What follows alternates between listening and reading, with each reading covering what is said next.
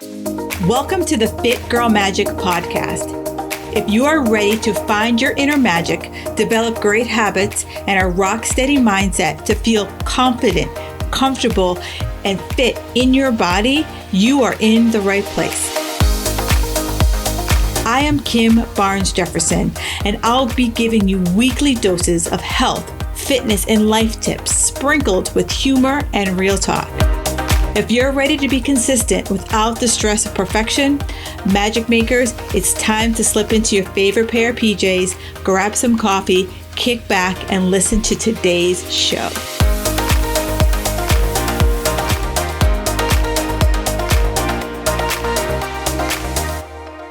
All right, I want to thank Miss Clara B. Lee from the Philippines. I've gone international, y'all. She leaves a great review here for me. She says so many valuable health tips that you can learn from. It is a must listen. Yes, yes, yes. Thank you so much. Again, I appreciate every single review that comes my way. It tells me that I'm giving you the information that you're looking for, the information that you're yearning for. I know that when I was in my, perimenopausal journey, I just was like, where can I turn to? What information can I find? And I'm grateful that I am giving that to you. These reviews mean the world to me. They light me up that I'm able to help you in any way possible. So if you are listening to this, do me a favor, head over to iTunes and leave me a review. If you're like, girl, I don't know how to do that, reach out to me. I will help you get that done. Have a great day and enjoy the rest of the show. All right, magic makers. Today, I want to focus, make this a little bit more action oriented in the podcast. And I really want us to talk a lot about our goals and why it's time to stop setting yourself up to fail, even before you get started. And I'm coming with a little tough love, but a big old permission slip to make your life feel easier. Because let's be real, like if making progress feels like a constant battle and you always feel like you're at tug of war with yourself, it's no wonder it's no wonder you keep feeling like a failure. It's no wonder you keep giving up on your goals. It's no wonder you feel like you have to always find something else, right? The problem isn't you. The problem is the way you're setting yourself up. So today I want to dive into why loose goals might be what's keeping you from getting results. Excuse me. And how tracking what goes right is going to be a total game changer for you. Why your past struggles don't need to define your future success. And why I will never hand you a meal plan and just say good luck. All right, so let's dive into it. So excuse me, I feel like I'm dying here. If any of my clients are listening, they know firsthand, I'm always like, a goal has to have a definition. If I aim at nothing, I will always hit it. So your goal has to be super clear. This is what I'm going for, because I need to know what you're going for. So that when you and I are working towards the goal together, I want to make sure we're on the same road, right? I live in Boston and there's a road called Mass Ave. And Mass Ave runs, I should probably Google how many miles Mass Ave is. Basically, Mass Ave runs from downtown Boston all the way through Cambridge, all the way through Arlington into Lexington. So it goes through 3 towns. Right? Multiple miles. So if I say I want to be on Mass Ave and I mean downtown Boston versus out in Lexington, it's going to be a very different place, right? We're going to not even see each other. I can't even yell at you because I don't even know how many miles Lexington is from downtown Boston, but it ain't close. So that's why you need to be like super clear about what you want. And so what happens is we aren't super clear about what we want. So we always see our shortcomings, right? Most of us are out there like unpaid detectives collecting evidence for everything we did wrong. We track the missed workouts, the bad food choices, how many times you hit snooze versus going to the gym, right? When was the last time you tracked what went right? Before we dive in, let me ask you, are you stuck? in the why isn't this working cycle. You've been eating clean, working out, maybe even skipping that beloved glass of wine. Yet that stubborn belly fat is sticking around like you owe it money. Sound familiar? Here's the deal. It's not your fault. After 40, your body changes the rules of the game, and most of us are left guessing. But guess what? I've got the playbook. My free lifestyle audit is designed to help you uncover what's really going on and to show you the powerful tweaks that will help you finally move the needle. Here's how it works. You send me a 3-day snapshot of your life, meals, workout, sleep. Please do not clean it up. I want to know exactly what's going on. And then from there, I will help you uncover the sneaky little habits that may be holding you back and identify the simple tweaks that'll finally get your body to play nice. Imagine waking up and feeling lighter, no longer feeling stuck. And together we'll create a clear, doable action plan to get your body working with you and no longer against you. So if this speaks to you, click the link in the show notes and claim your free lifestyle audit. Let's crack your code and start seeing some real lasting results. You in? Let's get it done. Because I only hear from people, they'll be like, oh my God, Kim, it's all wrong. And I'm like, okay, so what went wrong and what went right? And 9 times out of 10, what you tell me what went wrong is literally just a drop in the bucket. And we have make so much meaning that we didn't check all the boxes. And I'm going to say this until y'all stop doing it.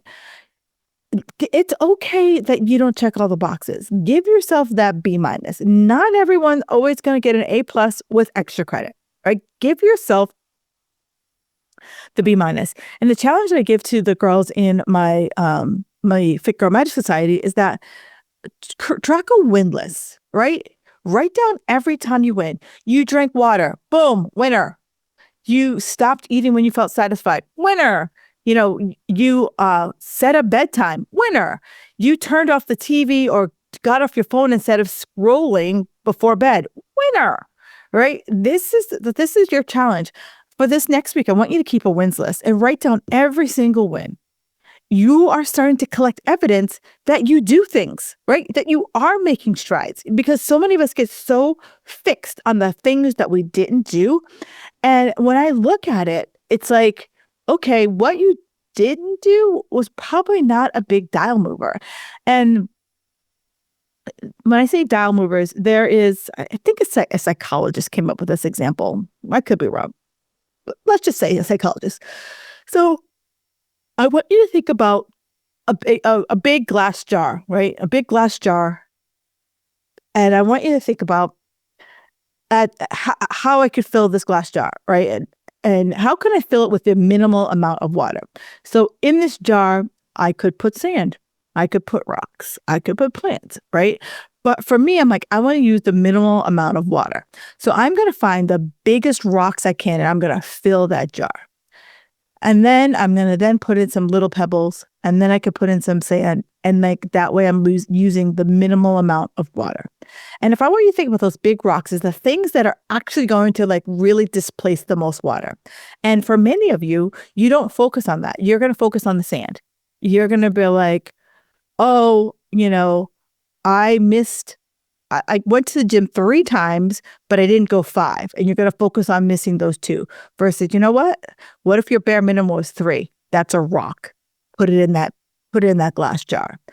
Oh, I had, I ate 2 times. I ate off my kid's plate, but the rest of the week, everything looked great. Put in a rock. So many of us, again, like I said, we track, I ate off my kid's plate, so I'm a loser. I hit snooze this morning. I'm a loser. It snowed and I didn't go to the gym. I'm a loser. Right? No, it's like, let's start seeing the things that we did well. And trust me, you're probably doing more things well than you give yourself credit, because when you start collecting evidence of what you do well, that builds trust in yourself. And so many of us have lost trust in ourselves. And I see it. Us ladies over 40, we have been on the bleeding edge of diet culture, and they sold us a bill of goods that made us not trust our gut, that made us trust that there is some entity, some diet, some workout out there that is going to save us from ourselves. I was recently talking with a couple of new clients, and during our kind of initial, like, do you like me, I like you conversation, one woman was like, well, I just really need someone who can fix me. Here's the thing. A coach is not Maytag. I am not Maytag. I am a supporter. I am an encourager, and I will always work with you, but you are not broken. We're just a little off track by the messages we've been receiving for decades. And so my job as a coach, my goal as a coach, is to help you unlearn some of the unlearning that we've learned over the years. Oh my God, that sentence was a lot of learning. My goal is to really help you just unpack all the things that you've learned and really kind of sort through things. Think about it as your closet, right? How many times you go through your closet and there's things that are like, they're statement pieces. You're going to keep those statement pieces, and things that you're like, you bought, they were quick, they were easy, they were like H&M clothes. They were, oh my God, I'm trying to think of, remember, I don't know, I'm live in New England, but it was like, the Tello days, the Contempo days, where you like bought something for the night and it literally like it may have lasted you the night, maybe lasted you 2 weekends, and then it was like trash. So that's where I'm trying to get you to focus in on the statement pieces of your wardrobe. And with that said, it's the second thing is the power of loose goals, right? If you've ever set a goal like so rigid, and the second you mess up, it feels like game over.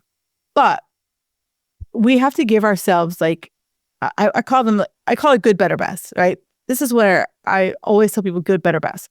So if you tell yourself, I'm going to work out in the morning, great. I'm all about that. So put it in your calendar. I sit down on Sundays and I write out my week, and I'm like, okay, and it doesn't have to be this formal thing. It's literally, I write on a piece of paper and I just write down, Sunday, Monday, Tuesday, and the rest of the week. And then I literally like look at my calendar and I'm like, okay, Sunday, can I work out? Yes, I put a W. And then Monday, can I work out? Yes, I put a W. Tuesday, okay, you know what? That's my rest day. And then I'm like, okay, so then I put an R. Wednesday, I work out. Thursday, I work out.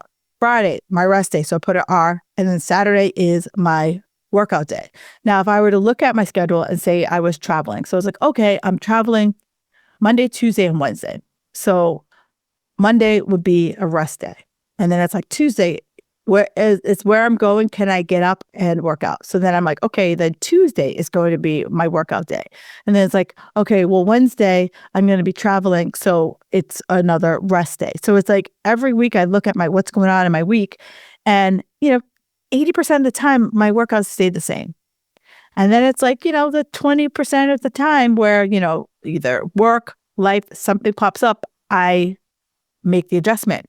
But I also give myself the flexibility that a good week is 3 workouts. A better week out is 4 workouts. The 4 workouts, and the best week is 5. And so that some days, as I'm recording this, we had a snowstorm. I was supposed to go to the gym today. They canceled, they weren't going to open up till noon, and I couldn't go at noon. I had other things. So instead I was like, okay, I could either work out at home or switch my rest days, so that instead of my rest day being on Tuesday, Sunday was my rest day, and I would work out Monday, Tuesday.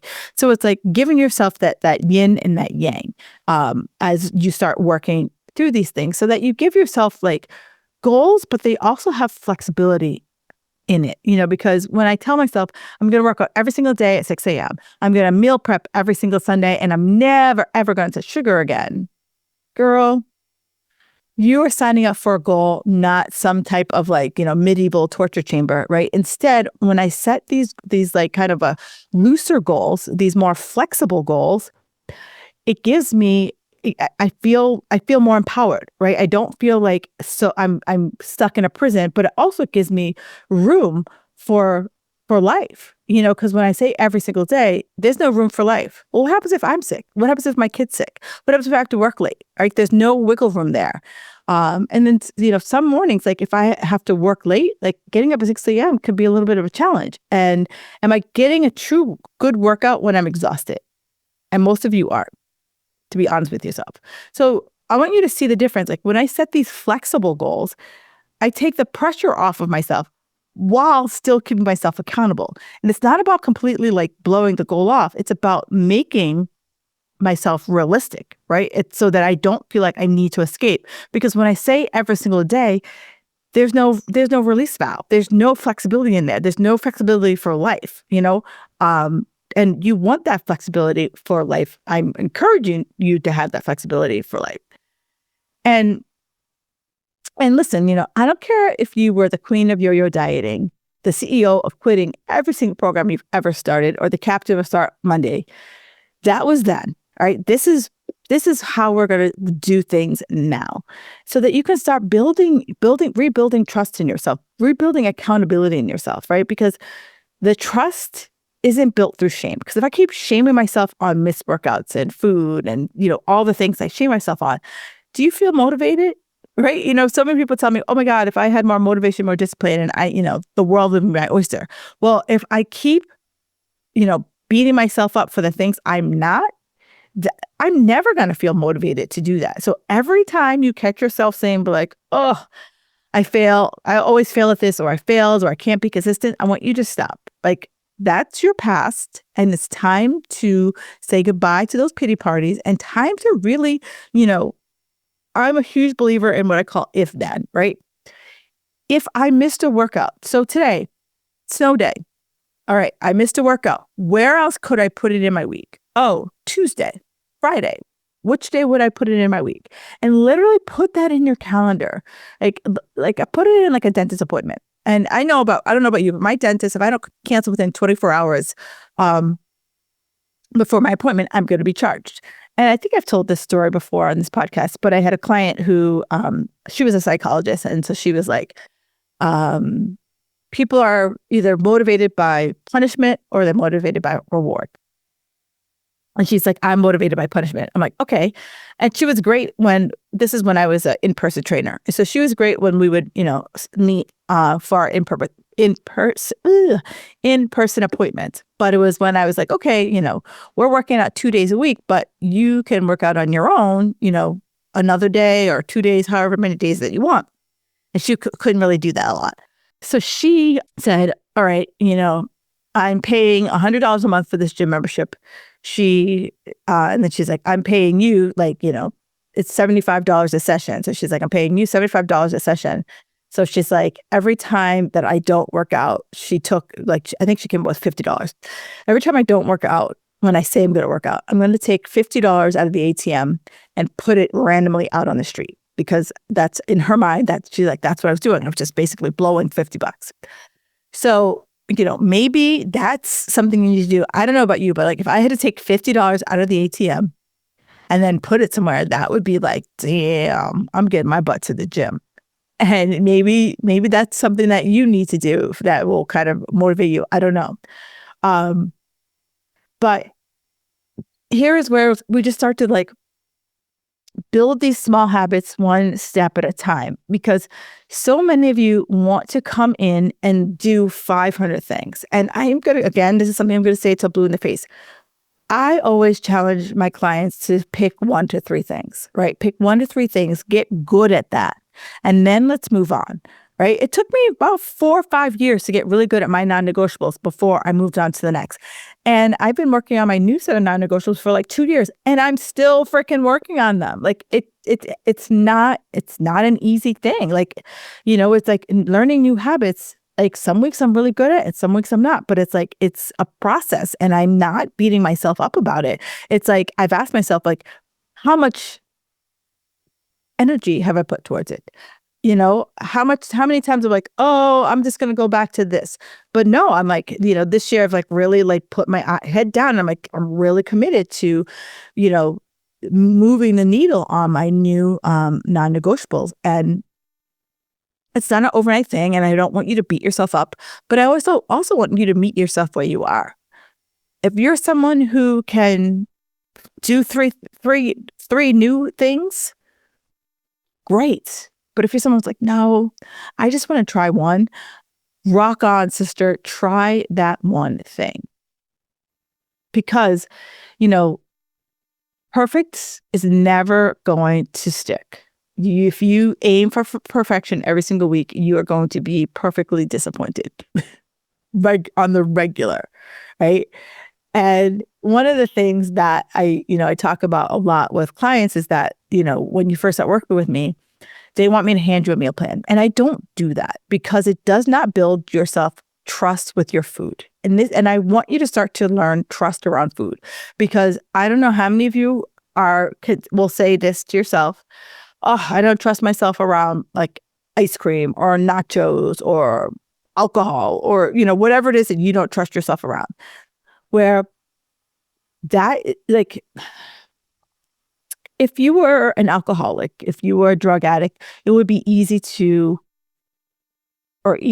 be easier to not do drugs, right? Or drink. But food, you need food to live. And that's a really hard thing where like we're trying to do our best, but we know we need food to live. So here's where I really want women to start trusting themselves around food. And the best way I know how to do that is that y'all know how to diet. There's not a person on this planet that doesn't know how to diet. But we don't know how to eat to fuel us. We don't know how to eat to feel satisfied. We only know how to feel stuffed or stuffed or starving, right? There's no in between. And as a coach, that's what I really want to teach you that. And that comes from trusting yourself and knowing like, okay, these are the foods I love. Great, let's keep them in. These are the foods I hate. Let's get them out. These are the foods that do okay. Awesome. These are the food that bloat me, right? And so I don't want to give you a meal plan because there are things on that meal plan that you're like, oh, that could be a trigger food that like makes you very like snacky. For me, when I have bananas by themselves, I feel very snacky. Eggs, bottomless pit. Like if you give me eggs, I'm like, what's next? I don't do well with like eggs by themselves, like thick scrambled eggs. I don't do well with those. But it's like, here's where we start to. And I use food is because this is the biggest self-trust. This is the biggest flex that you can do. Because when I can really look at my food and say, do my meals make me feel good? Just like, do my workouts make me feel stronger or do they make me feel drained? What habits actually fit into your routine? That's me getting super honest with myself versus I feel like I have to. I feel like I need. I'm asking you to tap into you, like tap into your gut, tap into your own personal like accountability, tap into where we are in time. If you are someone who is about to enter your busy season, one of my newer clients, she has kids who play hockey. She's in the throes of hockey season right now. And I don't know about you, depending on where you live, but here in New England, your hockey rink is not down the street. Like everyone is driving at least an hour to practice. And then, their games are just here, there, and freaking everywhere. So that now's not the time to take on 50 new habits for her. Like now's the time to be like, okay, what are some of the bare basics we can really start to take on and give yourself the win, right? Start to build some trust around that. Hey, you can go on those 2-hour drives and be able to pack your snacks, be able to go to a sub shop and find something to eat and not just be like, screw it, just give me the steak bomb, right?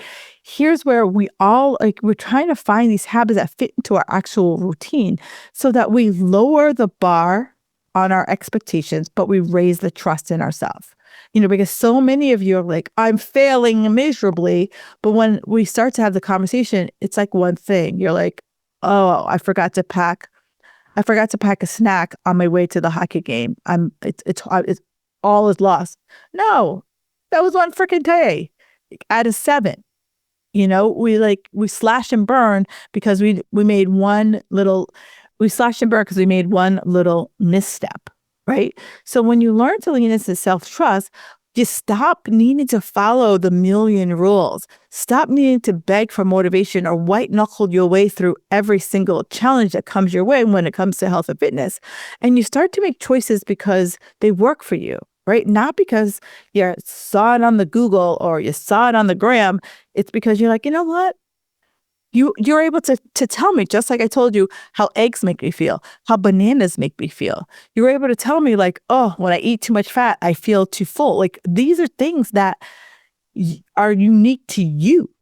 And so the more you're able to know that about yourself, the more you're able to make different choices versus like blindly following a meal plan. And that's where the real magic happens, right? This podcast is called Fit Girl Magic because the magic isn't outside of you. The magic happens inside of you, right? Because when I start to understand me, choices become easy. I get to understand like how I feel. Like I know for me that after 2 glasses of 2 drinks, I'm not happy the next day. And I'm done with those days of like laying on my freaking couch feeling like shit for hours and hours. So it's like you start to be like, okay, those are the choices that I'm going to make for myself. And, maybe that's not where you are right now. And give yourself the latitude. Be like, you know what? I'm not there just yet. And that's okay. And, again, you decide what your habits are because those habits go to build into those routines. And those routines build in the consistency, and that's where you get results. And, going back to the beginning, when I talked about the big rocks, right? You want to find what are your big rocks? What are the big rocks for you for nutrition? What are the big rocks for you when it comes to your workouts? What are the big rocks for you when it comes to your mindset? Are you so fixed that like you have to honor your rules? It has to be a certain way, or it's just not going to happen? Or are you able to think like, you know what? These roadblocks keep coming up and I got to get around them. Or you're like, these roadblocks, they're a sign. It's a sign that I shouldn't be this. Or you constantly thinking that I need to be, 100 pounds. And the moment you go up 101 pound, oh my God, it's like call 911. Or you're like, you know what, that's okay. It's a pound. It's all right. And giving ourselves that wiggle room, right? Because here's what I know, and I will, die on this hill. Struggling harder doesn't mean you're doing it right. So many times I ask people to do something and you're like, you know what, that felt pretty good. That felt pretty easy. Great. Awesome. Because if it feels good, feels easy, guess what? You're going to want to do it again. One of my favorite books is Atomic Habits. And James Clear always talks about when you're creating a new habit, you need to lower the friction point, right? If it's hard for me to start this habit, I'm going to be less inclined to want to do it. And so a few years ago, oh God, it's like 10 years ago, I used to go to this gym. And I loved the gym. I loved the gym that I went to. It was one of my favorite gyms of all the gyms I've ever belonged to. However, I moved. And for me to go from where I live now to the other side of the town, I had to go through, I think I passed like 3 or 4 schools. And if I didn't leave the gym by like 8 o'clock, I was screwed. Right? I was stuck behind every school bus, every crossing walk. And so it just made me not motivated to go to the gym. Right? So like the friction was real at that gym. So I had to quit and find a new gym. So I want you to start thinking about those little, like that stuff like that. If I tell myself that like I have to like meal prep every single meal and I don't really like to cook, I'm more likely not going to want to do that, right? If I tell myself a workout has to be a certain amount of time and it has to be cardio, it has to be strength, I don't have time, I'm going to find the friction there, right? So struggling doesn't mean that it's great. Like it doesn't mean that it has to be hard. So I'm begging you, lower the bar, right? Not slack off, but show yourself that you're able to do this. And so if, I was at the time of this gym, I was already an established person who worked out. But if I was just new to the gym and that was like my commute home, how pumped do you think I would be to go to that gym every day? Not very pumped. And so, I was happy once I got there, but the ride home was like brutal. So when I lower the bar, it's showing myself that I can do that. All right. And that change doesn't have to be this like big fight, right? That progress can feel easy. Progress can feel effortless. So I'm challenging you this week, track your wins, like see how you're doing, set flexible goals, come up with that good, better, best. And, for the love of all things, stop punishing yourself about things that you were able to do in the past. I hear it all the time, a lot of my girls, they used to, be hardcore fitness folk, but guess what? They had kids, jobs got busier, life started to life. And they're like, oh my God, 5 years ago, I was able to do this and I was able to do that. Like, I get that. I feel that. There were plenty of times I used to do 2-a-days or workouts, and I used to go to way more classes than I'm able to have time for. But it's like, instead of me beating myself up for what I was able to do in the past, I'm going to challenge you to say, okay, be honest. You don't have that kind of time anymore, and that's okay. And I want you to ask yourself, one thing, what do I have time for? Again, looking for the win. What do I have time for? And make sure of the what I have time for, I'm fitting myself into that. 2, ask myself, how am I eating? Because so many women that, there was a woman who I just started working with. She's like, oh, I just got a meal plan for 1,200 calories.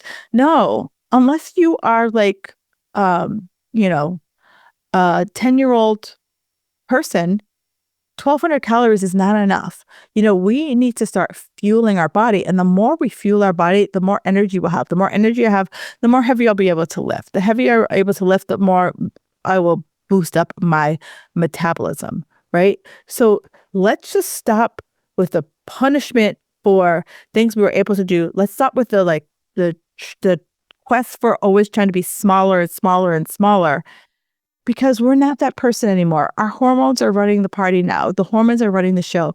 And the more we're able to work with them, the less we'll feel like they're working against us. Okay? So, and I could go through a whole other, diatribe about hormone. But right now, I just want you to really track your goals, track your wins, set flexible goals. And I'd love to see how you're doing. So do me a favor, make sure you tag me on Instagram, join my Fit Girl Magic Facebook group, and we could talk about more goals in there. So until next time, Magic Makers, keep trusting yourself, keep showing up, and the magic is inside of you. I can't wait to take this deeper. And if you're more than welcome to join me in my Fit Girl Magic Society. It is my month-to-month membership that really helps you to shift your mindset, and also just provide you with a way to be more consistent with your workouts, your food, and your overall mindset. All right, Magic Makers, I will talk to you next week. Enjoy the rest of your day. Thank you for listening to the Fit Girl Magic podcast. If you've made it this far, yay. I'm thinking you enjoyed the show. Let's continue the conversation on Instagram. You can find me at Kim Jefferson Coach. In order for me to keep sharing this message, do me a favor and leave me a 5-star review on iTunes. While you're there, don't forget to subscribe so that you won't miss an episode. New episodes are available every Wednesday. The Fit Girl Magic podcast is intended to provide you with tips, tools, and strategies that will help you make better decisions about your health. I really appreciate your feedback and your support. Thank you so much.